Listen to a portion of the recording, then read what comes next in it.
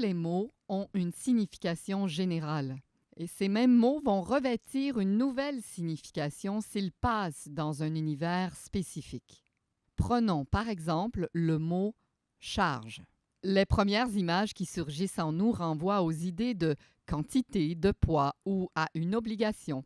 Mais dans le monde légal, on pensera à la personne à charge, au fait de gréver un bien d'une charge. En se dirigeant dans le domaine de l'électricité, on pensera plutôt à une quantité d'électricité portée par un corps.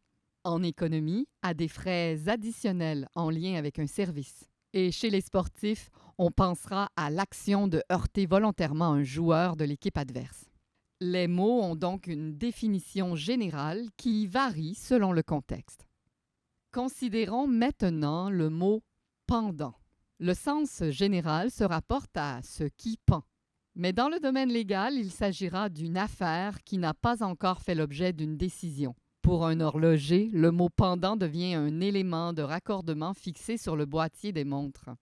Dans la chevalerie, un ensemble des courroies qui retient un fourreau. Et chez les artistes, on y verra des objets destinés à être réunis de manière symétrique. Allons-y d'un dernier exemple avec « terme ». La définition la plus fréquente se rapporte à un mot ou à un groupe de mots. Mais dès qu'on entre dans le domaine légal, terme définit la modalité d'un acte juridique, alors qu'en mathématiques, c'est une expression arithmétique, la logique d'une opération. Dans le monde médical, le mot terme annonce la fin de la grossesse. Et en économie, le prix qu'un locataire paie à son propriétaire. En somme, quand un locuteur passe du domaine général au domaine particulier, ce locuteur doit considérer les variantes d'un même mot. L'objectif est de mettre en parfaite adéquation ce que l'on veut dire à ce que comprend l'interlocuteur.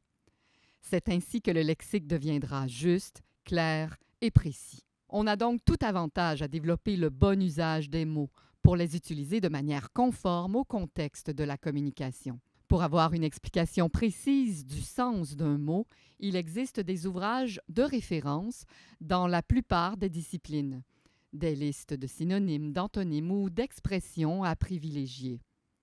D'ailleurs, une liste se trouve dans le contenu de ce site. Pour plus de détails, visitez le site Internet Arrêt français.